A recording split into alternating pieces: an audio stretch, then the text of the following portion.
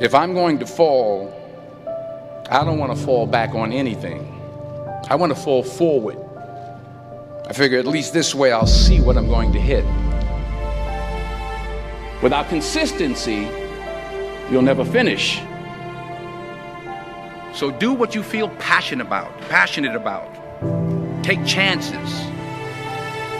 Don't be afraid to fail. There's an old IQ test was 9 dots, and you had to draw 5 lines with a pencil within these 9 dots without lifting the pencil. The only way to do it was to go outside the box.